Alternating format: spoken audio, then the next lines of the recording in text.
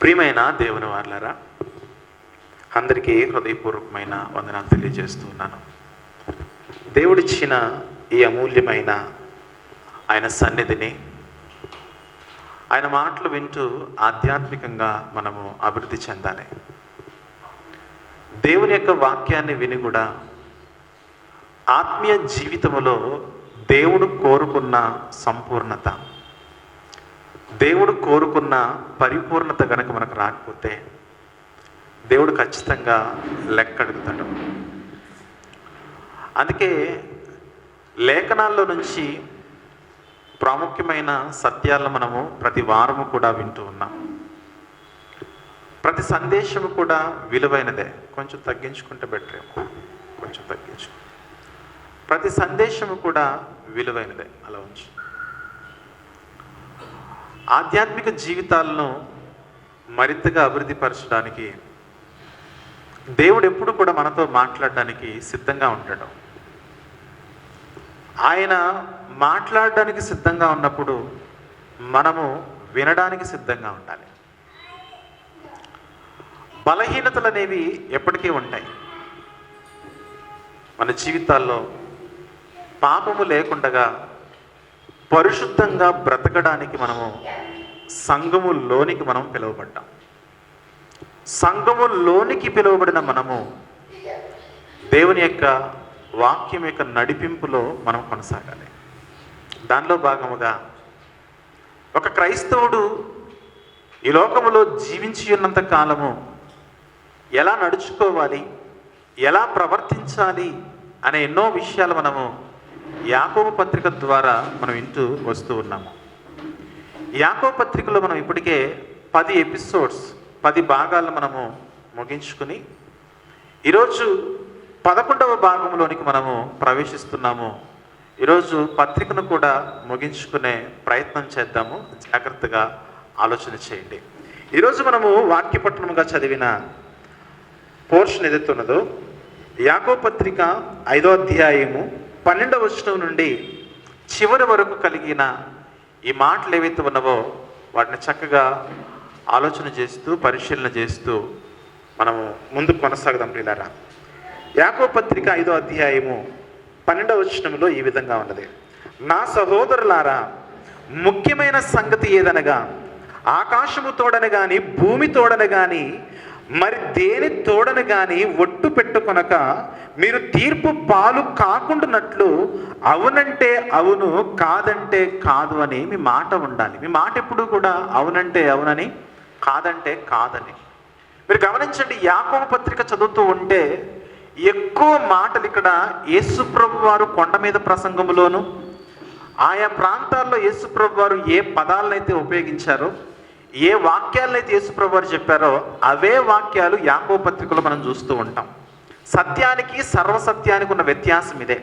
సత్యము అంటే యేసుప్రభు వారు ఈ లోకంలో చెప్పిన మాటలు ఏవైతే ఉన్నవో అవన్నీ కూడా సత్యం అయితే, సర్వసత్యం ఏదైతే ఉన్నదో సర్వసత్యానికి ఉన్న అర్థం ఏంటంటే పరిశుద్ధాత్ముడు వచ్చిన తర్వాత పరిశుద్ధాత్ముడు ఏం చేస్తాడనంటే యేసుక్రీస్తు వారు జీవించి ఉన్నంత కాలము కూడా ఏ బోధ అయితే చేశాడో ఆ బోధను మరలా జ్ఞాపకము చేసి ఆ బోధలో సంఘాన్ని నడిపించే ప్రయత్నము పరిశుద్ధాత్ముడు చేస్తాడు. కాబట్టి సర్వసత్యం అంటే మరలా ఎక్కడి నుంచో ప్రత్యేకమైన బోధ కాదు. యేసుప్రభు వారు ఏ బోధన చేశారో అదే బోధను పరిశుద్ధాత్ముడు జ్ఞాపకము చేస్తూ ఆ బోధ యొక్క ప్రవర్తనలోనికి, ఆ బోధ యొక్క విధేయతలోనికి సంఘము నడిపించబడమే సర్వసత్యములో సంఘము నడిపించబడము. ఒక మాటలో చెప్పాలంటే సత్యము అనేది థియరీ అయితే సర్వసత్యం అనేది ప్రాక్టికల్ అన్నమాట.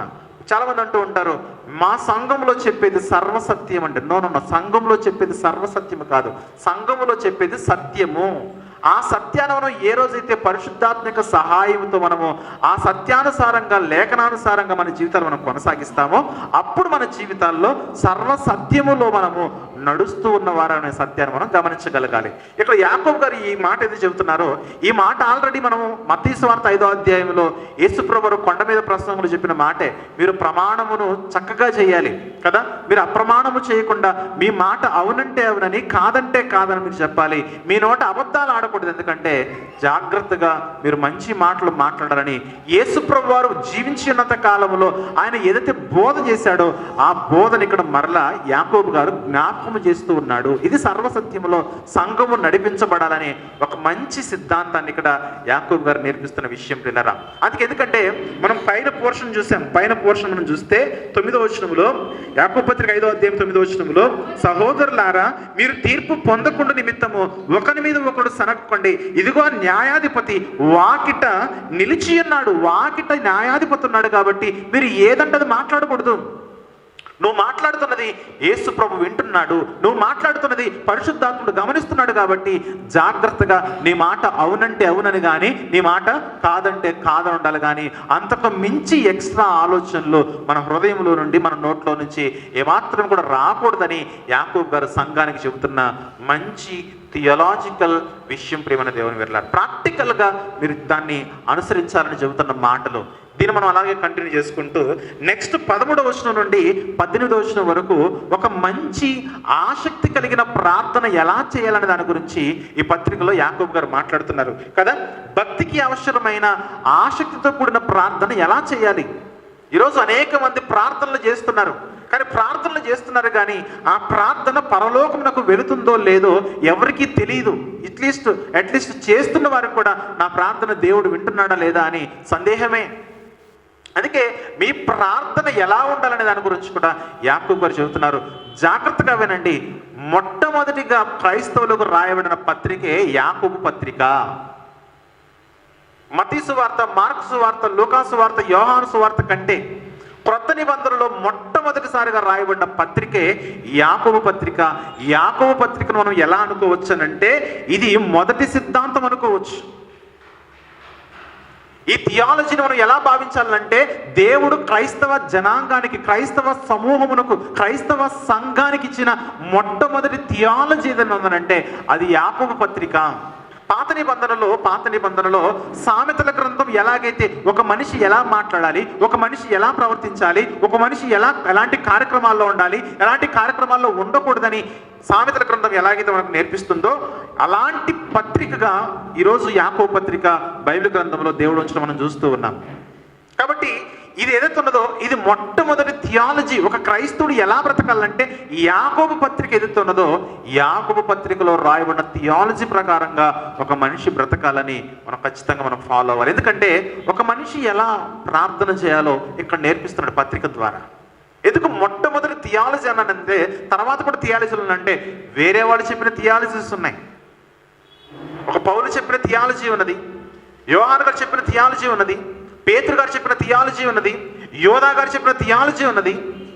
వీరన్నిటికీ మూలము యేసుప్రభు వారు చెప్పిన థియాలజీ అయితే ఆ థియాలజీ ఎలా మన జీవితాల్లో మనం ప్రాక్టికల్గా దాన్ని అనుసరించాలని చెబుతున్న ప్రాక్టికల్ థియాలజీని యాకోబు గారి పత్రిక ద్వారా సంఘానికి నేర్పిస్తూ ఉన్నాడు.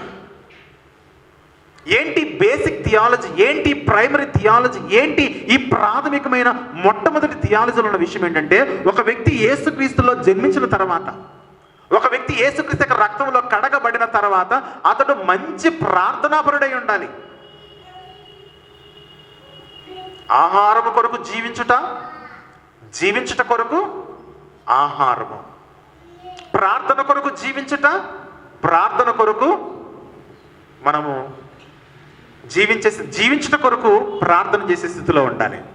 చేపకు నీరెంత అవసరమో క్రైస్తవుడు కూడా ప్రార్థన అంత అవసరమని యాకోబు పత్రిక ద్వారా ఈ భక్తుడు మనకు నేర్పిస్తున్న ఒక చక్కటి పాఠం ఇది.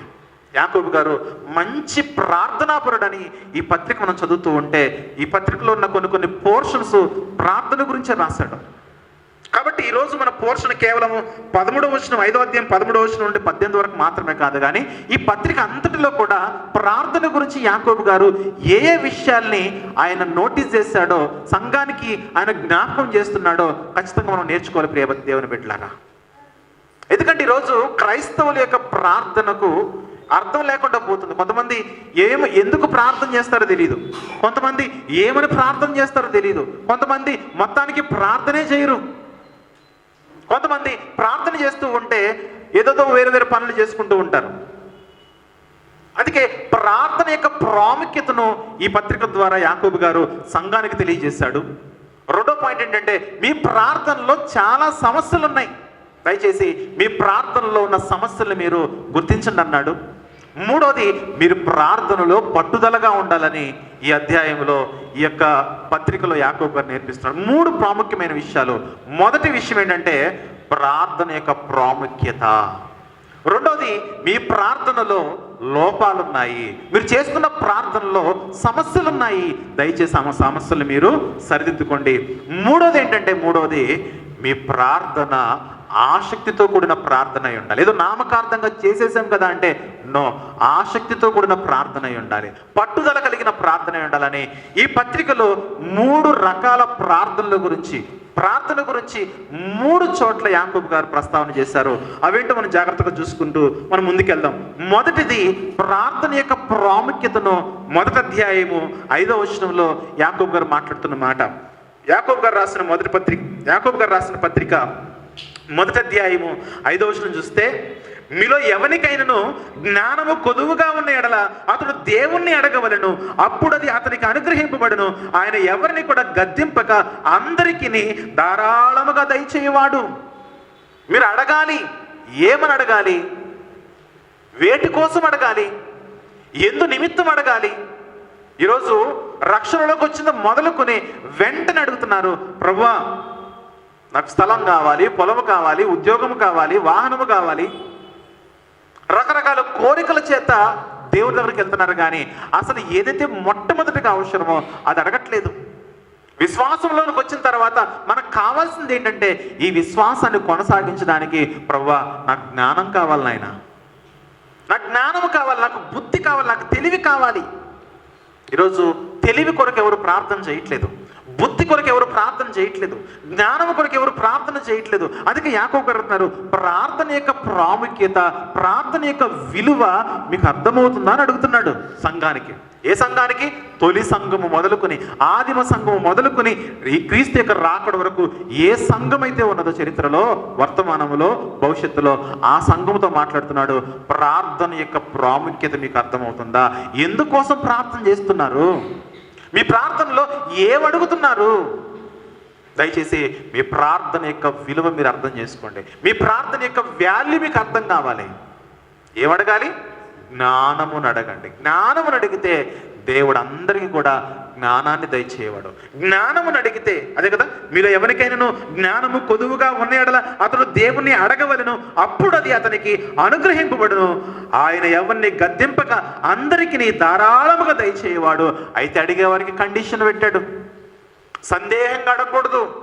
ప్రభువా నీ జ్ఞానం నాకు ఖచ్చితంగా కావాలి ప్రభువా అని జ్ఞానము నిమిత్తం మనం అడగాలి. ఈరోజు తల్లిదండ్రులుగా మనం కూడా మన బిడ్డలకు చదువు కొరకు ప్రార్థన చేయమంటాము, వారి యొక్క ఎగ్జామ్స్ కొరకు ప్రార్థన చేయమంటాము, వారి యొక్క ఉద్యోగాల కొరకు ప్రార్థన చేయమంటారు, వివాహాల కొరకు ప్రార్థన చేయమంటారు, ఇలా లోకంలో ఉన్న అనేకమైన వాటి కొరకు ప్రార్థన చేయమంటారు. కానీ మా కుమారుడు, మా కుటుంబము, నా భార్య, నా భర్త, నా కుటుంబము దేవుని యొక్క నడిపింపులో దేవుని జ్ఞానము కలిగి ప్రవర్తించాలయ్యా, దేవుని జ్ఞానము మా కుటుంబానికి కావాలని ఎంతమంది అడుగుతారు చెప్పండి ప్రార్థన? యాకోబు గారు అడుగుతున్నారు. అందుకే మొట్టమొదటిగా సంఘానికి ఇవ్వబడిన ఒక మంచి లేఖ, ఒక మంచి పత్రికనే, మంచి మాటలే యాకోబు పత్రిక. ఈ పత్రిక ప్రకారంగా మన క్రైస్తవ జీవితాన్ని కనుక మనం ప్రారంభించగలిగితే, ఈ ప్రాథమిక మాటలు ఏవైతే ఉన్నవో వీటి చొప్పున మనం జ్ఞానాన్ని దేవుని అడగగలిగితే దేవుడు మనకు జ్ఞానాన్ని ఇస్తాడు. అప్పుడు మనకు అర్థమవుతుంది ప్రార్థన ఎలా చేయాలి, ప్రార్థన ఎందు నిమిత్తము చేయాలి, ప్రార్థన ఎవరికి చేయాలి, ప్రార్థన ఏ విధంగా చేయాలి, ప్రార్థనలో ఏమి అడిగితే దేవునికి ఇష్టమో అప్పుడు దేవుడు మనకు నేర్పిస్తాడు. ఎలా? తన లేఖనాల ద్వారా. రక్షణలోకి వచ్చిన వెంటనే ఎన్నెన్నో అడుగుతాము. కానీ ప్రవ్వా ఇంతకాలం నీ జ్ఞానము లేక నేను పాపంలో ఉన్నాను ప్రవ్వా, ఈరోజు నేను పరిశుద్ధంగా బ్రతకాలని, నీ కుమారుని యొక్క స్వారూప్యములో నేను జీవించాలని నేను నిర్ణయించుకున్నాను. నాకు నీ జ్ఞానము కావాలి ప్రవ్వా. నాకు నీ జ్ఞానము కలిగి ఉంటే యేసుక్రీస్తు వారి లోకానికి వచ్చి ఒక్క పాపము కూడా లేకుండా ఎలాగైతే జీవించాడో అలా నా జీవితంలో కూడా పాపములు లేకుండా జీవించాలి నాయన, అందుకు నీ జ్ఞానము కావాలి నాయన అంటే దేవుడు చాలా హ్యాపీగా ఫీల్ అయిపోతాడు. దేవుడు చాలా సంతోషంగా ఫీల్ అయిపోతాడు. ఒకరోజు ఒక భక్తుడు ప్రార్థన చేస్తున్నాడు. ప్రార్థన చేయలేదు, నిద్రపోతున్నాడు ఒక భక్తుడు. నిద్రపోతూ ఉంటే ఆ భక్తుని దగ్గరికి దేవుడు వచ్చాడు. దేవుడు వచ్చి, నాయనా ఏం కావాలో కోరుకో అన్నాడు. ప్రభువా, నా తండ్రిని ఎదుట నీ చిత్తమును నెరవేర్చాడు కదా, నా తండ్రి సింహాసనాన్ని నాకు ఇచ్చావు కదా, ఇదిగో ఈ బాహుబలము కలిగిన ఈ విస్తారమైన ఈ జనాంగము నా ఎదుట ఉన్నది, నేను నీ దాసునుగా ఉన్నాను. ఇట్టి జనాంగమునకు న్యాయము తీర్చుటకు నాకు బుద్ధి వివేకము అని ప్రార్థన చేశాడు. ఎవరా భక్తుడు? సొలొమోను గారు. సొలొమోను గారు. మనం ఎప్పుడైతే దేవుని చిత్తములో ఉంటామో దేవుని వాక్కు మనల్ని దర్శిస్తుంది. మనం అడిగితే ప్రార్థన కాదు, దేవుడు అడుగుతాడు నీకేం కావాలి బిడ్డ అని. భక్తులకు భక్తిహీనులకు ఉన్న తేడా ఇదే. ఈయన నిద్రపోతున్నాడు, స్వప్నమందు దేవుడు వచ్చాడు. సమయంలో నిద్రపోతున్నాడు, స్వప్నమందు దేవుడు వచ్చాడు. భక్తులు నిద్రపోతున్నారు, నిద్రపోతున్న సమయంలో దేవుడు వచ్చి దేవుడు వారితో మాట్లాడుతున్నాడు. భక్తిలో ఆధిక్యత అదే, భక్తిలో గౌరవం అదే, భక్తిలో మన తలాంత్ అదే. మనం ఎంతకాలం మెలకువగా ప్రార్థన చేసినా మనం అడిగిన వాటిని పొందుకోలేకపోతున్న కారణం ఏంటంటే మన ప్రార్థనలో ప్రాబ్లం ఉన్నది, సమస్య ఉన్నది. ఆ సమస్య ఏంటో కూడా యాకోబు గారు చెబుతున్నారు. సమస్యకి వెళ్ళకంటే ముందుగా ఒకసారి సొలొమోను గారి ప్రార్థన విందాం. రాజుల మొదటి గ్రంథము 3వ అధ్యాయము 5వ వచనం మనం చూసినట్లయితే, రాజుల మొదటి గ్రంథము 3వ అధ్యాయం 5వ వచనంలో, గిబియోనులో యెహోవా రాత్రివేళ స్వప్నమందు సొలొమోనుకు ప్రత్యక్షమై, నేను నీకు దేనినిచ్చుట నీకు ఇష్టమో దానిని అడుగుమని దేవుడు అతనితో సెలవీయగా. సొలొమోను ప్రార్థన చేస్తున్నాడా, దేవుడే వచ్చి అడగమన్నాడా? దేవుడే వచ్చి అడగమన్నాడు. సమూయేలు ప్రార్థన చేస్తున్నాడా, దేవుడే వచ్చి నిద్రపోతున్న సమూయేలును నిద్రలేపాడా? గమనించాలి, భక్తి జీవితంలో ఉన్న స్టాండర్డ్స్ గమనించాలి. ప్రభు వచ్చి ఇంప్రెస్ అయిపోయి వారి జీవితాలు, వారి హృదయాలు చూసి ఇంప్రెస్ అయిపోయి వారు నిద్రపోతూ ఉంటే వారిని లేపి వారికి ప్రత్యేకమైన బాధ్యతలు ఇస్తున్నాడు. ఇదిగో నాయన, మీరు నా చిత్తములో ఉన్నారు కాబట్టి నేను మీ దగ్గరకు వస్తున్నాను అన్నాడు ప్రభు. ఇక్కడ నిజానికి సొలొమోను ఇక్కడ రాత్రి వేళ స్వప్నమందు నిద్రపోతున్నాడు, కలలో దేవుడు మాట్లాడుతున్నాడు. స్వప్నం ఎప్పుడు వస్తుంది చెప్పండి? నిద్రపోతున్నప్పుడు స్వప్నం వచ్చింది. ఇక్కడ రాత్రి వేళ కలిగిన స్వప్నం అది. దేవుడు వచ్చి లేపాడు, సొలొమోను లే, ప్రభువా ఏంటి, నీకు ఏది ఇచ్చుట నీకు ఇష్టమో దాన్ని అడుగు, నేను ఇస్తాను అని అంటే సొలొమోను అక్కడ మాట్లాడుతున్నాడు. 6వ వచనములో, సొలొమోను ఇలాగు మనవి చేసెను, నీ దాసుడును నా తండ్రి అయిన దావీదు నీ దృష్టికి అనుకూలముగా సత్యమును నీతిని అనుసరించి యథార్థవంతమైన మనసు గలవాడై ప్రవర్తించును గనక నీవు అతని ఎడల పరిపూర్ణ కటాక్షముకు పరిచి ఈ దినము ఉన్నట్లుగా అతని సింహాసనం మీద అతని కుమారుని కూర్చుండబెట్టి అతని యందు మహాకృపను చూపి ఉన్నావు. నా దేవా యెహోవా, నీవు నా తండ్రి అయిన దావీదునకు బదులుగా నీ దాసుడునైన నన్ను రాజుగా నియమించి ఉన్నావు. అయితే నేను బాలుడను, కార్యములు జరుపుటకు నాకు బుద్ధి చాలదయ్యా. ఇప్పుడు ఏం కావాలి ప్రభు అంటే, నాకు బుద్ధి కావాలి, నాకు బుద్ధి కావాలి, నాకు బుద్ధి కావాలి. 8వ వచనంలో, నీ దాసుడైన నేను నీవు కోరుకున్న జనుల మధ్య ఉన్నాను, వారు విస్తరించి ఉన్నందున వారిని లెక్క పెట్టుటయు వారి విశాల దేశమును తనిఖీ చేయుటయు అసాధ్యము. ఇంత గొప్పదైన నీ జనమునకు న్యాయము తీర్చగలవాడు ఎవ్వడు? కాబట్టి నేను మంచి చెడ్డలు వివేచించి నీ జనులకు న్యాయము తీర్చినట్లు నీ దాసుడైన నాకు వివేకము గల హృదయము దయచేయమని అడిగితే ఆ ప్రార్థనకు దేవుడు ఇంప్రెస్ అయిపోయాడు. సొలొమోను, నీలాంటి ప్రార్థన చరిత్రలో ఎవరు కూడా చేయలేదయ్యా, అందుకే నీ మనవి నేను ఆలకించాను. నువ్వు ఐశ్వర్యం అడగలేదు, దీర్ఘాయువుని అడగలేదు, ఆరోగ్యం అడగలేదు, శత్రువుల ప్రాణం అడగలేదు. నువ్వేమడిగావు? నా ప్రజలను నడిపించడానికి జ్ఞానం అడిగావు. నువ్వు అడిగిన జ్ఞానము నన్ను ఇంప్రెస్ చేసింది కాబట్టి, నన్ను ఆలోచింపజేసింది కాబట్టి నువ్వు అడగనవి కూడా నీకు ఇస్తాను. ఐశ్వర్యం ఇస్తాను, నీకు దీర్ఘాయువునిస్తాను, శత్రువుల ప్రాణాలను కూడా నీ చేతిలో పెడుతున్నాను. ఇదిగో నువ్వు జీవించినంత కాలము కూడా రాజ్యము సుభిక్షముగా నెమ్మది కలిగి ఉంటుంది. సొలొమోను చేసిన ప్రార్థన జ్ఞానం అడిగాడండి, జ్ఞానం అడిగాడు. అది ప్రార్థనలో మనం అడగాల్సింది ఏంటంటే, ప్రభువా నీ జ్ఞానము ప్రభువా అని అడిగితే ఆటోమేటిక్గా మనకు అర్థమైపోతుంది దేవుణ్ణి అడగవలసినవి ఏంటి, దేవుణ్ణి అడగకూడనివి ఏంటి, మనం అడగకపోయినా దేవుడు మనకు అనుగ్రహించేది ఏంటి. ఈ జ్ఞానం మనకు కలిగి ఉండాలి. ఈ జ్ఞానాన్ని ఎవరు కలిగి ఉంటారు? ప్రార్థన యొక్క ప్రాముఖ్యత ఎవరికైతే బాగా తెలుసో వారు దీన్ని కలిగి ఉంటారు, ఈ ఆలోచన కలిగి ఉంటారు. యేసుప్రభు చెప్పారు శిష్యులకు, యేసుప్రభు తన శిష్యులకు ప్రార్థన నేర్పించాడు. ఏమని నేర్పించాడు? పరలోకమందున్న మా తండ్రి, నీ తండ్రిని పిలవమన్నాడు.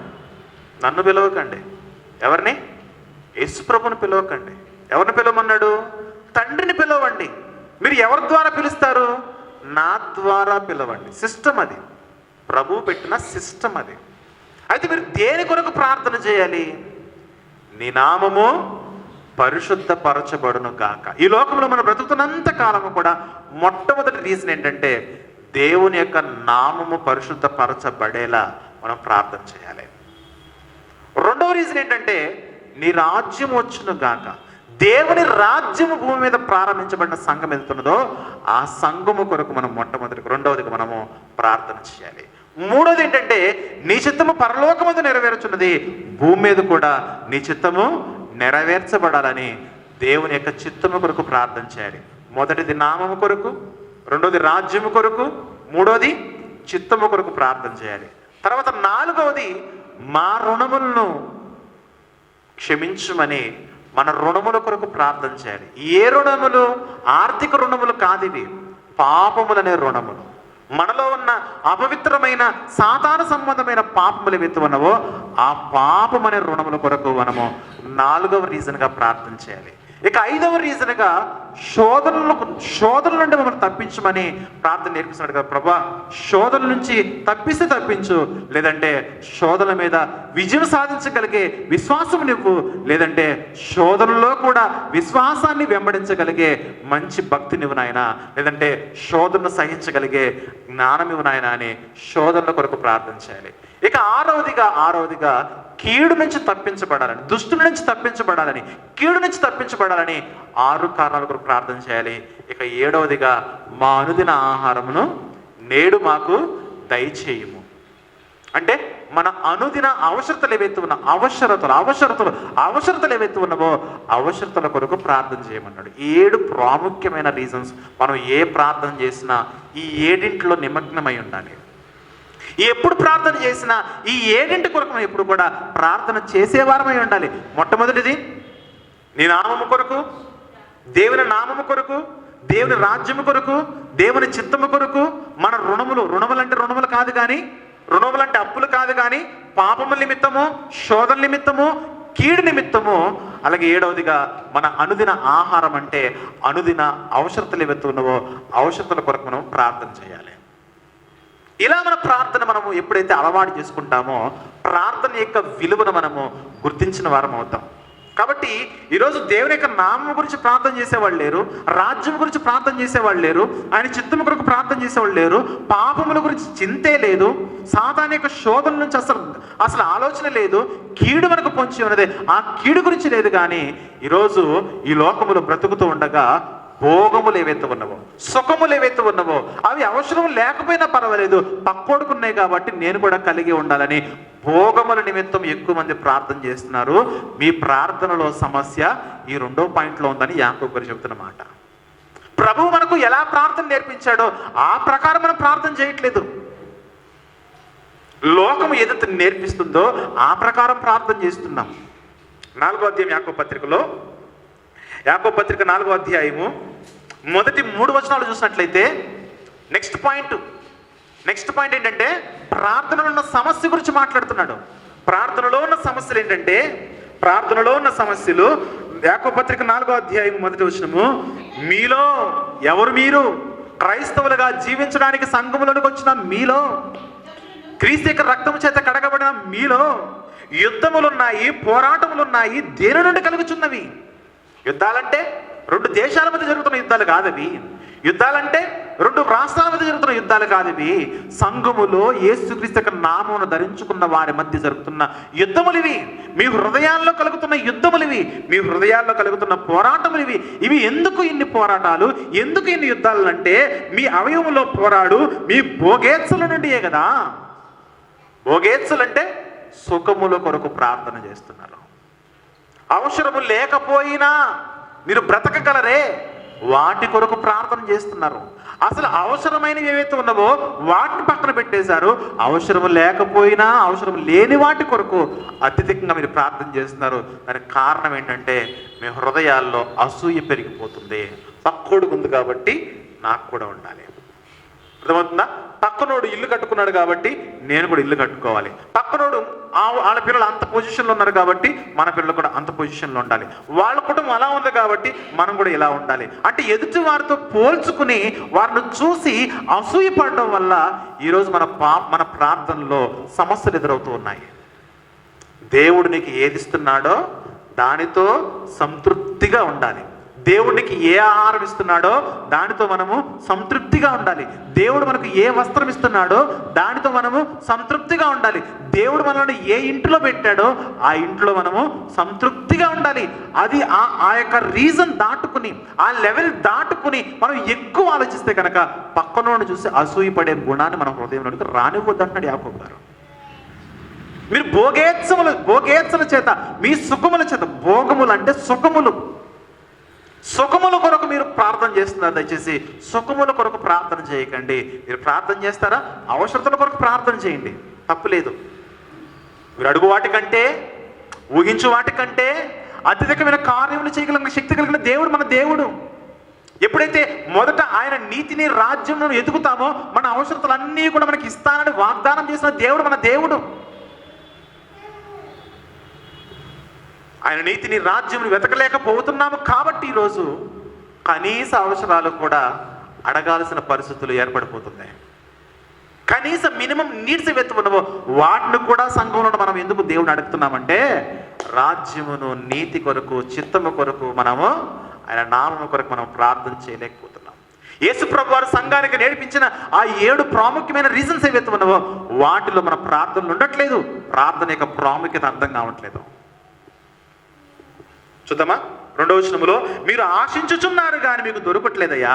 ఎందుకంటే నరాతి చేయుచున్నారు, మత్సర పడుదురు కానీ సంపాదించుకొనలేరు, పోట్లాడుదురు, యుద్ధము చేయుదురు కానీ దేవునిని అడగనందున మీకేమీ కూడా దొరకట్లేదు. ఒకవేళ మీరు అడిగితే దేని కొరకు అడుగుతున్నారు? 3వ వచనములో మీరు అడిగినను మీ భోగముల నిమిత్తము వినియోగించుటకై దురుద్దేశముతో అడుగుదురు గనక మీకు ఏమీ కూడా దొరకట్లేదయ్యా. చాలా క్లియర్గా లేఖనం చెబుతుంది, చాలా క్లియర్గా వాక్యం చెబుతున్నది. ఈరోజు మనం అడుగుతున్నాము, అది మన కనీస అవసరతగా ఉన్నదా? సుఖముల కొరకు అడుగుతున్నామా? లేదా మనకు నిజంగానే అవసరత ఉన్నదా? లేదా పక్కనోడుకు ఉంది కాబట్టి మనం కూడా దాన్ని పొందుకోవాలని అనుకుంటున్నామా? నిజంగా మనకు అవసరత ఉన్నదా? లేకపోతే ఇతరులు చూసి అసూయతో, మత్సరం అన్నాడు కదా, అసూయతో కనుక మనం ప్రార్థన చేస్తున్నాం. మీరు అడుగుతున్నారు కానీ మంచి ఉద్దేశంతో మీరు అడగలేదయ్యా, దురుద్దేశంతో మీరు అడుగుతారు కనుక మీకు ఏమి కూడా మీరు పొందుకోలేకపోతున్నారు. అందుకే అడగండి. ఏమడగాలి? దేవాని జ్ఞానం ఇవ్వు నాయన. ఇదిగో రక్షణలోకి వచ్చింది మొదలుకొని నేను నరకాన్ని దాటి పరలోకానికి వెళ్ళేంత వరకు ఈ భక్తి జీవితంలో కావలసిన భక్తి ఉన్నదో ఈ భక్తి జీవితాన్ని కొనసాగించడానికి, ఈ లోకంలో నీ బిడ్డగా బ్రతకడానికి నాకు ఏదైతే అవసరమో దాన్ని ఇవ్వు నాయన అని అడుగు. ద్విమనస్కుల వలె ఆలోచించకూడదు. ద్విమనస్కులు అంటే సాతాను హృదయం ఉంటుంది, దేవుని హృదయం ఉంటుంది. అలా ఉండకూడదు. కొంతసేపు ఏమో దేవా నీవే, తర్వాత దేవా ఇది లేకపోతే ఎలా ప్రభువా, ఇలా ఉండకూడదు. ఉంటావా? దేవునిలో ఉండి అడుగు, లేదా సాతానులో ఉండి దేవుని వదిలిపెట్టు. మొదటి అధ్యాయంలో 6వ వచనం చూసినట్లయితే, మొదటి అధ్యాయం యాకోబు పత్రిక ఆ రోజున చూస్తే, అయితే అతడు ఏమాత్రం కూడా సందేహింపక విశ్వాసముతో అడగవలెను. సందేహించువాడు గాలి చేత రేపబడి ఎగిరిపోయాడు, సముద్ర తరంగమున పోలి ఉన్నాడు. అట్టి మనుషుడు ద్విమనస్కుడై తన సమస్త మార్గములందు అస్థిరుడు గనక ప్రభువు వల్ల తనకు ఏమైనా దొరుకునని తలంచుకొన రాదు. ద్విమనస్కుడుగా రెండు మనస్తత్వాలు కలిగిన అడిగితే, విశ్వాస జీవితంలోనూ సందేహంగా అడిగితే, విశ్వాస జీవితంలో జ్ఞానం నడకుండా లోక సంబంధమైన వాటిని నీ భోగముల నిమిత్తం అడిగితే కనుక నువ్వు దేవుని వల్ల నాకేదో వస్తుందని నువ్వు తలంచుకొనవద్దు. నీకేమి రాదు. సందేహంతో అడుగుతావు, ఎందుకంటే నువ్వు జ్ఞానం అడగట్లేవు. సమస్త జ్ఞానం నీకు నేర్పిస్తుంది, నువ్వు ఏది అడగాలో నీకు నేర్పిస్తుంది. ప్రియమైన దేవుని బిడ్డలారా, ప్రార్థనలో ఏముంది చెప్పండి? ఇక్కడ సమస్య ఉన్నది. ఏంటా సమస్య? మీరు అడుగుతున్నారు కానీ మీ భోగముల నిమిత్తము సుఖముల కొరకు దయచేసి దేవుని దగ్గరికి సుఖాల కొరకు రాకండి. దేవుని కొరకు సుఖముల కొరకు రావద్దు, భోగముల కొరకు రావద్దు.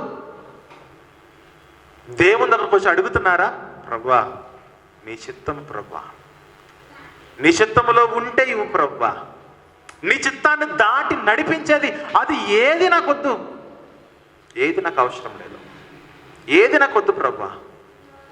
అందుకే ప్రభు చెప్పాడు, నీ నామములో నేనుంటే చాలు, నీ రాజ్యంలో నేనుంటే చాలు, నీ చిత్తములో నేనుంటే చాలు, నా రుణములు క్షమించబడితే చాలు, సాతానిక శోధన నుంచి నేను తప్పించబడితే చాలు, సాతానిక కీడు నుంచి నేను విడుదల పొందితే చాలు, నా అనుదిన ఆహారం, నా డైలీ మినిమం నీడ్స్ ఏవైతే ఉన్నవో అవి నాకు కలిగితే చాలు ప్రభా, అంతకు మించి నాకు ఇంకేం వద్దు ప్రభా. ప్రభు నేర్పిస్తున్నాడండి. ఈరోజు ఆ వాల్యూ తెలియకుండా మనం ప్రార్థన చేస్తున్నాం కాబట్టి, విలువలు లేని ప్రార్థన చేస్తున్నాం కాబట్టి అడుగుతా ఉన్నారు, చేస్తూ ఉన్నారు. 40 రోజులు ప్రార్థనని 100 రోజులు ప్రార్థన చేస్తూ ఉన్నారు, కానీ 100 రోజులు తీరిపోతున్నాయి, 40 రోజులు తీరిపోతున్నాయి, కానీ మనం అడిగింది మాత్రం మన చేతికి రావట్లేదు. కారణం ఏంటంటే దురుద్దేశంతో అడుగుతూ ఉన్నాం. ప్రార్థనలో సమస్య ఉందని చెబుతున్నాడు యాకోబు గారు. భోగముల నిమిత్తం దయచేసి అడగొద్దు, భోగముల నిమిత్తం సుఖాల కొరకు అడగొద్దు. ఇక మూడో పాయింట్ యాకోబు పత్రికలో పట్టుదలతో మీరు ఆసక్తితో ప్రార్థన చేయమని చెబుతున్నాడు. అదే 5వ అధ్యాయం 13వ వచనం నుండి 18వ వచనం వరకు ఉన్న పోర్షన్ అనమాట. యాకోబు పత్రిక 5వ అధ్యాయము 13వ వచనం చూస్తే, మీలో ఎవరికైనా శ్రమ సంభవించినా అడుగుతున్నాడు, మీలో ఎవరికైనా శ్రమ సంభవించనా అని అడుగుతున్నాడు. శ్రమ సంభవిస్తే ఏం చేయాలి? అతడు ప్రార్థన చేయవలెను. ఇప్పుడు ప్రార్థన ఎవరు చేయాలి? ఎవరికి శ్రమ వస్తే వాళ్ళే ప్రార్థన చేయాలి. మనం ఏం చేస్తాము? మన జీవితాల్లో శ్రమ మనకు రాగానే ఫస్ట్ మనం ప్రార్థన చేసుకోము. పాస్టర్ గారు ఇంకొకరు ఎవరెవరికో ఫోన్లు చేసి, పాస్టర్ గారు ప్రార్థన చేయండి, బ్రదర్ ప్రార్థన చేయండి, ఇంకొకరు ప్రార్థన చేయండి అందరికీ చెబుతాం, కానీ ప్రైమరీగా మనం ప్రార్థన చేయట్లేదు. దేవుడు చెబుతున్న సత్యం మనం గమనించాలి. యాకోబు గారి ద్వారా దేవుడు మాట్లాడుతున్న విషయం మనం గమనించాలి. మన ప్రార్థన పట్టుదలతో కూడినదై ఉండాలి, మన ప్రార్థన ఆసక్తితో కూడినదై ఉండాలి. ఎవరికి శ్రమ సంభవించిందో వారే మొట్టమొదటిగా ప్రార్థన చేయాలి. సంఘానికి చెప్పదు, అది సెకండరీ. పాస్టర్ గారు చెప్పదు, సెకండరీ, తర్వాత విషయం అదంతా కూడా.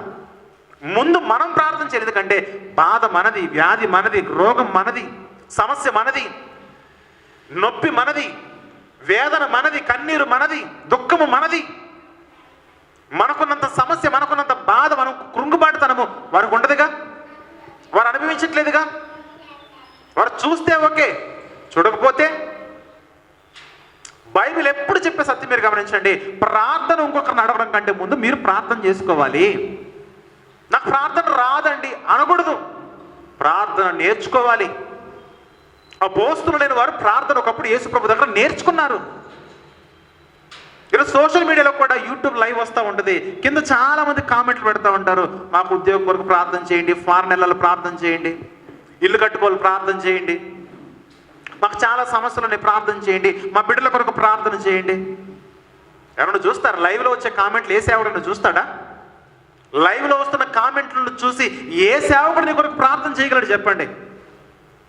యేసుప్రభు వారే లైవ్లో ఉండి మాట్లాడాడు శిష్యులతో, అయ్యా శోధనలో పడకుండా నిమిత్తం నా కోసం ప్రార్థన చేయండి అని అడిగితే ప్రభువే ప్రేయర్ రిక్వెస్ట్ కోరితే శిష్యులు ప్రార్థన చేశారా? చేయలే. అపోస్తలులే ప్రార్థన చేయకుండా నిద్రపోయారు. ఇక మీకోసం పాస్టర్ గారు, సంఘము, ఇంకొకరు ప్రతిరోజు మీకోసం ప్రార్థన చేస్తారనుకుంటే అది కాని పని. సంఘం ప్రార్థన చేస్తుందా? ఒకసారి, 2 సార్లు, 3 సార్లు ప్రార్థన చేస్తారేమో. సేవకుడు ప్రార్థన చేస్తున్నాడా? తనకు జ్ఞాపకం ఉన్నప్పుడు ప్రార్థన చేస్తాడేమో. కానీ నీ ఆత్మీయ జీవితం కొరకు, నీ అభివృద్ధి కొరకు, నీకు కావలసిన వాటి కొరకు, నీకున్న నొప్పి కొరకు, బాధ కొరకు, శ్రమ కొరకు, ఇబ్బంది కొరకు, వేదన కొరకు, కన్నీటి కొరకు ముందు నీవు ప్రార్థన చేయాలి. క్రైస్తవ్యము ఈ ప్రార్థన అలవాటు చేసుకోవాలి. అందుకే నేను ప్రారంభంలో చేపకు నీళ్ళు ఎంత అవసరమో ఒక క్రైస్తవుడు కూడా ప్రార్థన అంత అవసరము. ఒక్కొక్కరిని అడగడము, ప్రార్థన చేయమని అడగడం తప్పని చెప్పట్లేదు, ఖచ్చితంగా అడగాలి. సెకండరీ అది. పాస్టర్ గారినైనా, సంఘ పెద్దనైనా, సంఘంలో ఉన్న పెద్దవారినైనా, సంఘ విశ్వాసులైనా, సహోదరులైనా అది మనం అడగాలి. సెకండరీ అది. చెప్పాను కదా, యేసు ప్రభు వారే ప్రేయర్ రిక్వెస్ట్ అడిగితే చేశారంటే వాళ్ళు చేయలేదు. ప్రియ దేవుని బిడ్డలారా, గమనించండి, లోపము లేని ప్రార్థన మన శ్రమలను బట్టి మనము ఖచ్చితంగా ప్రతిరోజు కూడా మనం ప్రార్థించే స్థితి మనం కలిగి ఉండాలి. దేవుడు అదే కోరుతున్నాడు. శ్రమలు రావు అని చెప్పట్లేదు, అనేకమైన శ్రమలు మీకు వస్తాయని చెబుతుంది బైబిల్ గ్రంథం. అందుకే ఎవరికి శ్రమ సంభవించిందో వారు మొట్టమొదటిగా ప్రార్థన చేయండి. తర్వాత ఎవరికైనా సంతోషము కలిగిన అతడు కీర్తనలు పాడవలెను. సంతోషంలో ఉన్నారా? కీర్తనలు పాడండి. అంటే శ్రమలు వచ్చినప్పుడు మాత్రమే ప్రార్థన చేయమండి యాకోబు గారి ఉద్దేశం అలా కాదు. శ్రమలలో నుండి విడిపించబడ్డానికి మీరు ఇంకా ప్రార్థన అనే ఆయుధాన్ని మీరు కలిగి ఉండాలి. ప్రార్థన అనే ఆ శక్తిని మీరు కలిగి ఉండాలి. ప్రార్థన మీ శ్రమల నుంచి మీకు విడుదల కలగజేస్తుంది. ప్రార్థన మిమ్మల్ని విడిపిస్తుంది. అందుకే మీలో ఎవరికైనా శ్రమ కలిగినా అతడు మొదట ఎవరికి శ్రమ వస్తే మొదటిగా అతడు ప్రార్థన చేయాలి. తర్వాత సంఘము, తర్వాత సంఘ పెద్దలు, తర్వాత మిగిలిన సహోదరులు, తర్వాత మిగిలిన వారు, మిగిలిన సేవకులు కదా. 14వ వచనం చూస్తే 14వ వచనంలో మీలో ఎవడైనా రోగి అయి ఉన్నాడా అతడు సంఘపు పెద్దలను పిలిపింపవలెను, వారు ప్రభువు నామమున అతనికి నూనె రాసి అతని కొరకు ప్రార్థన చేయవలెను. ఎవరైనా రోగము కలిగి ఉన్నారా? మీరు ఎవరైనా అనారోగ్యంగా ఉన్నారా? అప్పుడు ఏం చేయాలి? ఫస్ట్ పాయింట్, శ్రమ కలిగినప్పుడు, రోగం కూడా ఒక శ్రమలో మీరు ఆలోచిస్తే ఫస్ట్ పాయింట్ మనము ప్రార్థన చేసుకోవాలి. నెక్స్ట్ సంఘం యొక్క పెద్దల్ని పిలిపించాలి. సంఘ పెద్దలు అంటే ఎవరు? సంఘ పెద్దలకు ఉన్న రోల్స్ ఏంటి? సంఘ పెద్దలకు ఉండాల్సిన అర్హతలు ఏంటి? ఇవన్నీ కూడా మనం తర్వాత మాట్లాడుకుందాం. కానీ సంఘ పెద్దలు ఎందుకు రావాలి చెప్పండి? అనారోగ్యంగా ఉన్న కుటుంబాలని దర్శించాలి. దర్శించును నా పని కాదనుకుంటే సంఘ పెద్దగా ఉండాల్సిన అవసరం లేదు. వాక్యం ఇది, నేను రాసుకొచ్చినవి కాదు. అర్థమవుతుందా? గమనించగలగాలి. ఇప్పుడు సంఘ పెద్ద చేంజ్ చేయాలి. ఎవరైతే రోగము కలిగి ఉన్నారో రోగము కలిగిన ఇంటికి వెళ్ళి, సేవకులే కానీ సంఘ పెద్దలే కానీ రోగము కలిగిన వారి యొద్దకు వెళ్ళి వారికి ఏమన్నాడు అక్కడ? ప్రభు నామమున అతనికి నూనె రాచి అతని కొరకు ప్రార్థన చేయాలి. సంఘ పెద్దలు దేని కొరకు నియమించబడ్డారు చెప్పండి? బలహీనుల చెంతకు సంఘ పెద్దలు వెళ్ళి వారి దగ్గరికి వెళ్ళి వారి సమస్య తెలుసుకుని, వారి ఆవేదన తెలుసుకుని, వారి శ్రమ తెలుసుకుని, వారి రోగము తెలుసుకుని వారిని తాకాలి, వారిని స్పర్శించాలి. ఏం కాదు, మీకు నేనున్నాను అనే భరోసా ఇవ్వాలి. భరోసా ఇచ్చి, ఇగో నీకు రోగం ఉన్నదా? నీకు రోగం ఉంటే మదర్ తెరీసా ఒకప్పుడు సేవ చేసిందే, అలాంటి సేవలోనికి సంఘ పెద్ద వెళ్ళిపోయి, అలాంటి సేవకురాల్లా సంఘ పెద్ద మారిపోయి, ఎవరైతే రోగముతో ఉన్నారో రోగము కలిగిన చోట నూనె రాయాలి. అమ్మో ఈ గాయం నేను ముట్టను, అమ్మో ఈ రోగిష్ఠుడు నేను దగ్గరికి వెళ్ళను అలా అనుకోకూడదు. అలా అనుకుంటే సంఘ పెద్దగా ఉండాల్సిన అవసరం లేదు. ఆ జాబ్ ప్రత్యేకమైనది. ఎందుకు? దేవుని పరిచర్యలోనూ సంఘము వెలుపల సంఘము నిమిత్తము పని చేయాల్సిన వారు సంఘ పెద్దలు. భవిష్యత్తులో మాట్లాడతాను సంఘ పెద్ద యొక్క ప్రతి రెస్పాన్సిబిలిటీస్ భవిష్యత్తులో మాట్లాడతాను. కానీ ఈరోజు ఇది సందర్భం కాదు, ఇది సమయం కాదు. ఇది ఎవరికైనా రోగము కలిగి ఉంటే సంఘ పెద్దని పిలిపిస్తే సంఘ పెద్ద వచ్చి నూనె రాయాలి. నూనె రాసి అతని కొరకు ప్రార్థన చెయ్యాలి. ప్రార్థన ఎవరికి? నూనెకా రోగికా? రోగికి ప్రార్థన, నూనెకి కాదు. నూనెని ఏం చేయాలి? రోగికి అప్లై చేయాలి. ఈరోజు మనం చాలా ప్రాంతాలకు వెళ్తున్నప్పుడు ప్రార్థన చేయగండి అంటారు, మాస్టర్ గారు ప్రార్థన చేయండి అంటారు. వచ్చేటోళ్ళు మామూలుగా వస్తారా, ఒక చిన్న బుడ్డి తీసుకొస్తారు, నూనె బుడ్డి. చేస్తే ఒక సమస్య, చేయకపోతే ఒక సమస్య. చెప్తా అమ్మా, నూనె వల్ల ఏం కాదు, ప్రార్థనలో శక్తి ఉన్నది. ఆ శక్తి దేవుని వలననే కలుగుతుంది. దేవుని యందు విశ్వాసం ఉంచు. ఈ నూనె రాసుకుంటేనే తగ్గిపోతుంది అనేది వ్యాపారం. నూనె రాసుకుంటే తగ్గిపోతుంది అనుకునేది వ్యాపారం. కాబట్టి నూనెలో ఏమీ లేదు, నూనెలో ఏమీ లేదు. హాస్పిటల్కి వెళ్ళు, ఈరోజు మంచి హాస్పిటల్స్ ఉన్నాయి, మంచి మెడిసిన్ ఉంది, మంచి వైద్యం ఉన్నది, మంచి డాక్టర్స్ ఉన్నారు. రోగాన్ని చూపించుకోండి, రోగాన్ని చూపించుకోండి. దేవుని మీద విశ్వాసం ఉంచండి, దేవుని మీద విశ్వాసం ఉంచండి. ఇక్కడ మరొక విషయం మనం ప్రస్తావించాలి, మరొక విషయాన్ని ప్రస్తావించాలి. ఈరోజు క్రైస్తవ్యము ఇద్దరిని మెయింటైన్ చేస్తుంది. ఈరోజు క్రిస్టియానిటీలో అనేక మంది ఇద్దరిని మెయింటైన్ చేస్తున్నారు. ఇద్దరంటే ఇద్దరు పాస్టర్లు మెయింటైన్ చేస్తున్నారు. నీకు అంత మంచిది కాదు. ఇద్దరు పాస్టర్లు అంటే చావుకి, పెళ్ళికి, బర్త్డేకి, పురుళ్ళకి, ఫంక్షన్లకి, దినాలకు, జ్ఞాపకార్థ కూడికలకి లోకల్గా ఉన్న పాస్టర్ గారు కావాలి. ఆదివారం ఆరాధనలకి, పండగలకి, పబ్బాలకి ఎక్కడో ఉన్న పాస్టర్ గారు కావాలి. వద్దు వద్దు. నీ పాస్టరు, నీ సంఘ పెద్ద ఎలాంటి వారై ఉండాలంటే, నీకు శ్రమ వచ్చినా, నీకు రోగం వచ్చినా నిన్ను దర్శించేవారై ఉండాలి, నీ కొరకు ప్రార్థించేవారై ఉండాలి. నీవు బలహీనమైన గొర్రెగా ఉంటే నిన్ను చేతిలో ఎత్తుకుని నిన్ను బలపరిచే ఒక మంచి కాపరిగా ఉండాలి. కాపరి. పెద్ద పెద్ద మెగా చర్చెస్, కార్పొరేట్ చర్చలకు వెళ్తున్నారే, జాగ్రత్తగా ఆలోచించండి. మనకు ఆ సమస్య లేదులేండి, జనరల్గా మాట్లాడుతున్నాను. పెద్ద పెద్ద చర్చలకు వెళ్ళిపోతూ ఉంటారు. మీ పాస్టర్ గారు వస్తారనంటే, మా పాస్టర్ గారు రారండి. చావుకు వస్తాడా? రాడు. దినానికి వస్తాడా? రాడు. జ్ఞాపకార్థకుడికి వస్తాడా? రాడు. ఓదార్చడానికి వస్తాడా? రాడు. పెళ్లికి వస్తాడా? రాడు. బర్త్డేకి వస్తాడా? రాడు. పురుళ్ళకి వస్తాడా? రాడు. నీ ఇంట్లో ఏ కార్యక్రమానికి రాడా? మొత్తానికి రాడు. మరి నువ్వు ఎక్కడికి వెళ్తున్నావు? అక్కడికి వెళ్తానండి. మరి ఈ కార్యక్రమాలన్నింటి కొరకు ఎవరిని వినియోగించుకుంటా అంటే, మా ప్రాంతంలో కూడా లోకల్కి ఒక ఆయన ఉన్నాడండి, ఆయన ఒక నెలకు ఒక 500 పడేస్తే చాలు, ఆయన ప్రధానికి వచ్చేస్తాడు. ఇక ఇలాంటి యాటిట్యూడ్ కలిగి ఉన్నారు ఈరోజు క్రిస్టియానిటీలో.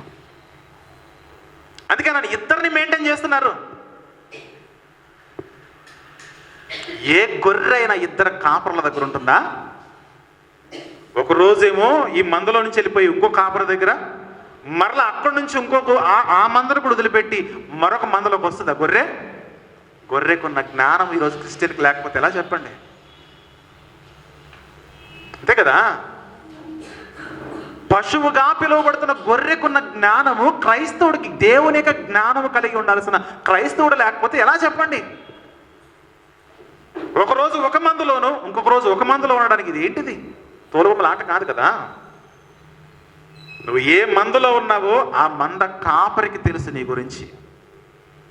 నీకెక్కడ గాయమవుతుంది, నీకేం బలహీనత ఉంది, నీకే సమస్య ఉన్నది, నీకే శ్రమలో ఉన్నావు, ఏ ఇబ్బందిలో ఉన్నావు, నువ్వు ఏ వేదన పడుతున్నావు, నీ కుటుంబంలో నీలో ఎంత వేదనతో ఉన్నావో నీ కాపరికి తెలుసు. ఆ యూట్యూబ్లో కనిపించే వారికి, మెగా చర్చెస్లో ఉన్న వారికి, పెద్ద పెద్ద సంఘాలను మెయింటైన్ చేసే వారికి, అసలు నీ పేరే తెలియని వారికి నీ గురించి ఏమీ తెలియదు. సంఘాన్ని మనం ఎలా చూస్ చేసుకోవాలంటే, నా కాపరి నన్ను స్పర్శిస్తున్నాడా లేదా, నా సంఘం యొక్క సంఘ పెద్దలు నన్ను దర్శిస్తున్నారా లేదా, దాన్ని బట్టి సంఘాన్ని మనం సెలెక్ట్ చేసుకోవాలి. పెళ్ళికి రాడు, చావుకు రాడు, దుఃఖంలో ఉన్నప్పుడు రాడు, దేనికి రాడు. కానీ మేము మాత్రం అక్కడికి వెళ్ళిపోతామండి. ఈ లోకల్ పాస్టర్లు అందరూ అడ్డం తిరిగితే మీకు అర్థమైపోద్ది. కాకపోతే వీళ్ళు ఏం అనలేరు, సర్లే పోనీలే పిలిచాడు కదా అని వెళ్ళి మిగిలిన కార్యక్రమాలన్నీ చేస్తూ ఉంటారు. అందుకే వీళ్ళకి మెంబర్షిప్ కూడా చూడండి, చర్చిల్లో అక్కడ ఒక మెంబర్షిప్ ఉంటుంది, ఇక్కడ మెంబర్షిప్ ఉంటుంది. ప్రతి ఆదివారం వెళ్ళడానికి అక్కడ మెంబర్షిప్, చావుకి పెళ్ళిళ్ళకి ఈ పాస్టర్ అవసరం కాబట్టి ఇక్కడ మెంబర్షిప్. ఇద్దరిని మెయింటైన్ చేయడం పాపం కాదా? ఇద్దరిని మెయింటైన్ చేయడం సమస్య కాదా? ఉంటే ఆ కాపర దగ్గర ఉండి శాశ్వతంగా, లేకపోతే ఈ కాపర దగ్గర ఉండి శాశ్వతంగా. కాపరిని నీకు ఇష్టం వచ్చినట్టు ఉపయోగించుకోకూడదు. కాపర్లు ఈరోజు లోబడుతున్నారు కాబట్టి ఉపయోగించుకుంటున్నారు. కాపర్లు ఎదురు తిరిగితే గొర్రెట నమ్మకమైన కాపరిని ఫాలో అవ్వదు. ఎవరు నమ్ముతుంది? కసాయి వాడు నమ్ముతుంది. కేవలం దశంభాగాల కొరకు, కానుకల కొరకు, మనల్ని ఆకర్షించడానికి అనేకమైన ఎరలు వేసి ఆకర్షిస్తూ ఉంటే ఆ ఎరకు కకృతపడి వెళ్ళిపోతున్నారు. కానీ నా సేవకుడే, నా ప్రాంతంలో ఉన్నవాడే, నా ఇంటికి చుట్టూ తిరుగుతున్నవాడే, నాకు అనారోగ్యం వచ్చినా, బాధ వచ్చినా, వ్యాధి వచ్చినా, నాకు ఎలాంటి ప్రతికూలతలు వచ్చినా నా కోసం ఆలోచించే సేవకుడే, నా కోసం దుఃఖముతో కన్నీరు కార్చే సేవకుడే, నేను ఫోన్ చేయకపోయినా నా ఇంటికి 10 సార్లు వస్తున్న సేవకుడే, నేను ఫోన్ చేయకపోయినా మీరు ఎలా ఉన్నారని నన్ను పట్టించుకుంటున్న సేవకుడే. అలాంటి సేవకుండా మనం నిర్లక్ష్యం చేస్తుందనే ఆలోచన మనకు ఉండకపోతే ఎలా? అందుకే ఆత్మీయ జీవితంలో ఎదగాలనుకుంటే ఒక్క కాపరి దగ్గర ఉండండి. ఒకే కాపరి దగ్గర ఉండాలి. అట్లా కాదండి, మా సొంత గ్రామానికి మేము వెళ్తున్నామండి పండగ, నో ప్రాబ్లం, వెళ్ళొచ్చు. నేను దాని గురించి మాట్లాడలేదు. ఇంతకుముందు అన్నాను కదా, పండగలప్పుడు వేరే పాస్టర్ అని. మన సొంత గ్రామాలకు వెళ్ళిపోతాం, నో ప్రాబ్లం. పండగలు వచ్చినప్పుడు మిగిలిన కార్యక్రమం సొంత ప్రాంతానికి వెళ్తున్నాం, అక్కడ కూడా చర్చ్ ఉంది కాబట్టి ఆయన కూడా మనకు విలువైన వాడే, మనం పుట్టి పెరిగింది, రక్షణ పొందింది అక్కడే కాబట్టి అక్కడికి వెళ్ళొచ్చు, తప్పులేదు. కానీ ఆరాధనలకు మిగిలిన విషయాలకు మాత్రము ఆ పాస్టరు, ఈ ఇంటి చుట్టూ జరిగే కార్యక్రమాలకు మాత్రం ఈ పాస్టర్ అంటే బైబిల్ ఒప్పుకోదు. ప్రియమైన దేవుని బిడ్డలారా కదా, వారు ప్రభు నామమున అతనికి నూనె రాసి అతని కొరకు ప్రార్థన చేయవలను. విశ్వాస సహితమైన ప్రార్థన ఆ రోగిని స్వస్థపరచును, ప్రభు అతని లేపును. ప్రార్థన చేసినోడు గొప్పతనం కాదు. అయ్యగారు ప్రార్థన చేస్తేనే తగ్గిందండి, వద్దు. స్వస్థతనిచ్చేది అయ్యగారు కాదు, పాస్టర్ గారు కాదు, సంఘ పెద్ద కాదు. వారి యొక్క పని ఏంటి? రావాలి, ప్రార్థన చేయాలి, వెళ్ళిపోవాలి. శక్తి ఎక్కడుంది చెప్పండి? సంఘ పెద్దలో శక్తి లేదు, పాస్టర్ గారిలో శక్తి లేదు. శక్తి ఎక్కడుంది చెప్పండి? దేవునిలో ఉన్నది. రోగాలను నయం చేసే శక్తి దేవునిలో ఉన్నది, పాపాలను నయం చేసే శక్తి కూడా దేవునిలోనే ఉంది. విచిత్రం ఏంటంటే మా అయ్యగారు ప్రార్థన చేస్తేనే రోగం తగ్గిందండి. మరి అక్కడ నెక్స్ట్ పాపం కూడా అన్నాడు కదా, మరి పాపాన్ని ఎవరు తగ్గిస్తున్నారు? అదే కదా కంటిన్యూషన్లో, అతడు పాపములు చేసిన వాడైతే పాప క్షమాపణ కూడా నొందును. మరి పాపాలు ఎవరు తగ్గిస్తున్నారు? ఇదేంటి, రోగాలు ఒకరును పాపాలు ఒకరా? పాపాలని రోగాల్ని నయం చేసే శక్తి కలిగిన వాడు దేవుడు. అందుకే నిర్గమాకాండము 15వ అధ్యాయం 26వ వచనంలో, నిర్గమాకాండము 15వ అధ్యాయము 26వ వచనం మనం విషయం చూస్తే, దేవుడు ఎవరునంటే దేవుడు స్వస్థపరచు యెహోవా కనబడుతున్నాడు కదా. నిర్గమాకాండము 15వ అధ్యాయం 26వ వచనంలో, మీ దేవుడిని యెహోవా వాక్కును శ్రద్ధగా విని ఆయన దృష్టికి న్యాయమైనది చేసి ఆయన ఆజ్ఞలకు మీరు విధేయులై ఆయన కట్టడలన్నిటినీ అనుసరించి నడిచిన యెడల నేను ఐగుప్తీయులకు కలగజేసిన రోగముల్లో ఏది కూడా మీకు రానేను, ఎందుకంటే నిన్ను స్వస్థపరచు యెహోవాను నేనే. రోగాన్ని స్వస్థపరిచేది నేనే, పాపము నుండి కూడా స్వస్థతనిచ్చేది నేనే. నాకు విధేయులై ఉండాలి మీరు. అందుకే కూడిక ఎందుకు అని అంటే, ఈ ఆరాధన ఎందుకు అంటే, ఆయా ప్రాంతంలో జరుగుతున్న కూడికలు స్వస్థత కూడికల్లా ఉండకూడదు. స్వస్థత మనకు కలగాలంటే మన యొక్క ఆధ్యాత్మిక జీవితాల్లో మనము విధేయులుగా బ్రతకాలి. విధేయత కొరకు కూడికలు జరగాలి. ఆత్మీయ జీవితం యొక్క అభివృద్ధి కొరకు కూడికలు జరగాలి. ఆత్మీయ జీవితం యొక్క అభివృద్ధి కొరకు కూడికలు జరగట్లేదు. అందుకే స్వస్థతలో కూడా మన జీవితాలు మనం పొందుకోలేకపోతూ ఉన్నాం. ప్రియమైన దేవుని బిడ్డలారా, శక్తి ఎవరిలో ఉంది చెప్పండి? శక్తి దేవుల్లో ఉన్నదే. జస్ట్ మా పని ఏంటంటే ప్రార్థన చేయడం, ప్రభా నీ చిత్తము నాయనా, నువ్వు స్వస్థపరచాలనుకుంటే స్వస్థపరచు, లేదు ఈ రోగంతో ఇలాగే ఉంచి నీ చిత్తాన్నత ద్వారా నెరవేరుస్తావు అనుకుంటా, అదేనా పర్వాలేదు. శక్తి నాలో లేదు, శక్తి నీలో ఉంది. అనేకులు ఆ దినాన్ని వస్తారు, ప్రభువా నీ నామను యాపిల్ ఇవ్వలేదా, నీ నామను బనానా ఇవ్వలేదా, నీ నామను దెయ్యాలు వెళ్ళగొట్టలేదా, నీ నామను అద్భుతాలు చేయలేదా, మీ నామను సూచక్రియలు చేయలేదా, నీ నామను స్వస్థత చేయలేదని అంటే నువ్వెవడురా చేయడానికి, గెట్ అవుట్ అంటాడు ప్రభు.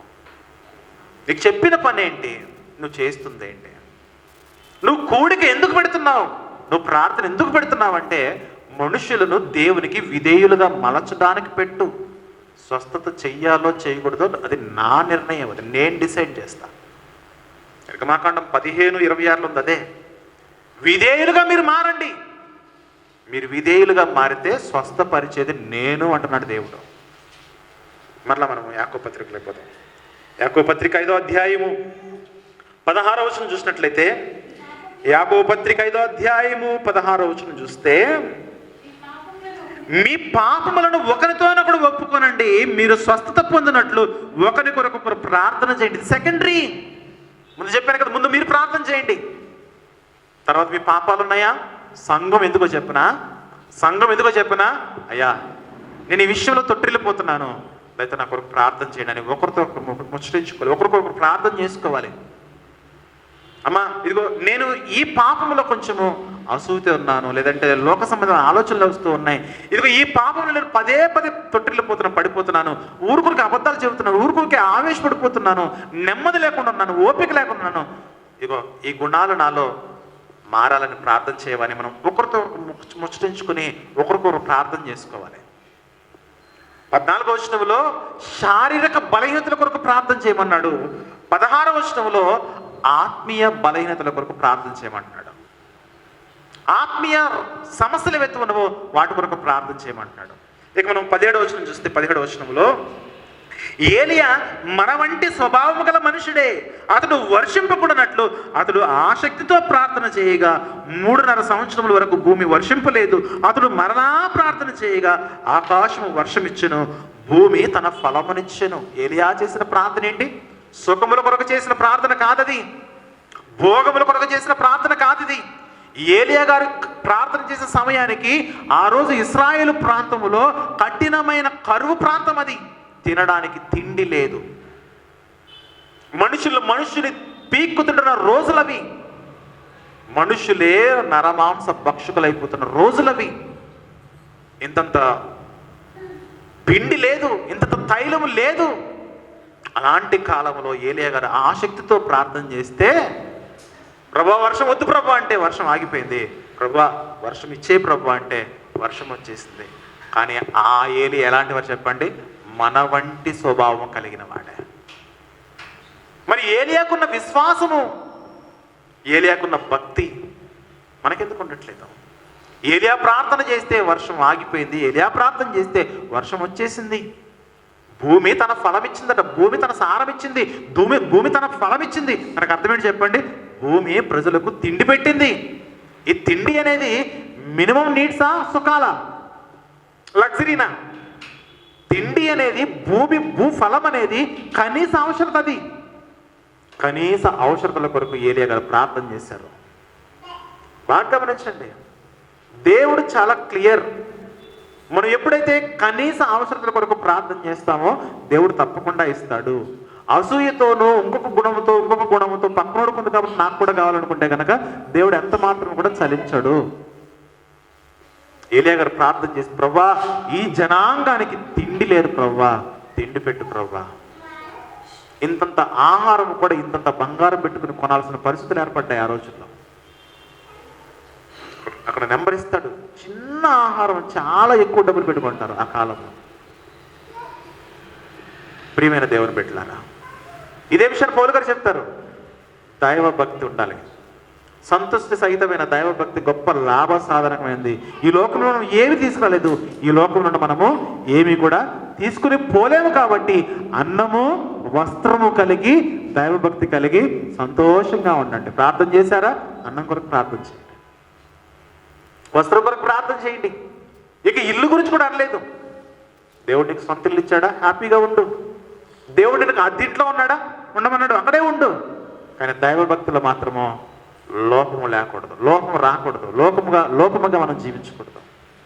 కాబట్టి ప్రియ దేవుని బిడ్డలారా, సంఘాన్ని చెప్పే యాకోబు పత్రిక ద్వారా నేను చెప్పే సారాంశం ఒకటే, ఒరిజినల్ క్రిస్టియానిటీలోనికి నడిపించడానికి ఈ పత్రిక చాలా ప్రాముఖ్యమైన సిద్ధాంతాన్ని నేర్పిస్తుంది.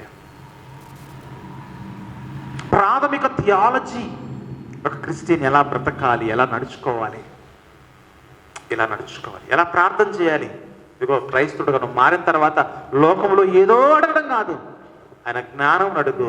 ఆయన జ్ఞానం నువ్వు పొందుకుంటే ఏది అడగాలో ఏది అడగకూడదో నీకు ఈజీగా అర్థమైపోతుంది. ఆ జ్ఞానంలో ఉండి మాట్లాడిన మాటలే ప్రభు నేర్పించిన ప్రార్థనలో ఆయన నామము కొరకు, ఆయన రాజ్యము కొరకు, ఆయన చిత్తము కొరకు, మన అనుదిన అవసరతల కొరకు, అలాగే మన పాపము నిమిత్తము, శోధన నిమిత్తము, కీడు నుండి తప్పించబడ్డ కొరకు యేసుప్రభువారు ప్రార్థన చేయమని ఒక మాదిరి, ఒక ఎగ్జాంపుల్తో కూడిన ప్రార్థన ఆయన, ఒక ప్రేయర్ ఫార్ములాని ఆయన ఏర్పాటు చేసి ఉన్నాడు. కాబట్టి ఇలాంటి ప్రార్థన అందరూ నేర్చుకోవాలి. సంఘములో అందరూ ప్రార్థన నేర్చుకుంటే మన జీవితంలో ఇక్కడ 3 విషయాలు. రోగం వచ్చినప్పుడు ఎలా ప్రార్థన చేయాలి, రెండవది పాపములో ఉన్నప్పుడు ఎలా ప్రార్థన చేయాలి, మూడవది కనీస అవసరతల కొరకు ఎలా ప్రార్థన చేయాలి. ఈ 3ంటిని మనం కలిసి ప్రార్థన చేయాలి. అందుకే మనం రెగ్యులర్గా ఒక టర్మినాలజీ ఉపయోగిస్తాము. ప్రతి ఒక్కరికి కూడా ఆత్మీయంగాను, ఆరోగ్యంగాను, తర్వాత ఆర్థికంగా, మానసికంగా అన్ని విషయాల్లో కూడా స్వస్థత పొందాలని ప్రార్థన చేస్తాం. ప్రభువా వీరిని ఆర్థికంగా దీవించండి. ఆర్థికంగా అంటే భోగేచ్ఛల కొరకు కాదు, కనీస అవసరాలు లేకుండా ఉన్నారు ఆయన. వారి కనీస అవసరాలు మీరు తీర్చాలని ఆయన ప్రార్థన చేస్తున్నాం. కాబట్టి ప్రియ దేవుని బిడ్డలారా, యాకోబు పత్రిక ద్వారా ప్రార్థన గురించి పత్రిక గ్రంథకర్త యాకోబు గారు మాట్లాడుతున్న మాట, ప్రార్థన యొక్క ప్రాముఖ్యత మనకు తెలియాలి. మన ప్రార్థనలో ఉన్న సమస్యలు ఏంటో మనం గుర్తించాలి ప్రార్థన చేస్తున్నప్పుడు. ఇక మూడవదిగా మన ప్రార్థన యొక్క ఆసక్తితో మనం ప్రార్థన చేస్తే దేవుడు కార్యాలు చేస్తాడు. మనం ఎంతవరకు ఏంటంటే ప్రార్థన చేయడం వరకే మన పని, కార్యం చేయాల్సింది దేవుడు. కాబట్టి శక్తి ప్రార్థన చేసేవారిలో లేదు, శక్తి దేవునిలో ఉన్నది. కొంతమంది మీకు ఫోన్ చేశాము, మీరు ఫోన్ ఎత్తలేదు, నేను చాలా బలహీనంగా ఉన్నాను. నేను ఫోన్ ఎత్తకపోతే, నేను అందుబాటులో లేకపోతే నీ ప్రార్థన ఏమైపోయింది? అందుకే యేసుప్రభువారు ప్రార్థన చేయమంటేనే శిష్యులు ప్రార్థన చేయలేదయ్యా. అందరూ ఎప్పుడు అన్ని సమయాలు అందుబాటులో ఉంటారు అనుకోవద్దు. 5 నిమిషాలు, 10 నిమిషాలు, 1 గంట అటు ఇటు లేట్ అవుతుంది.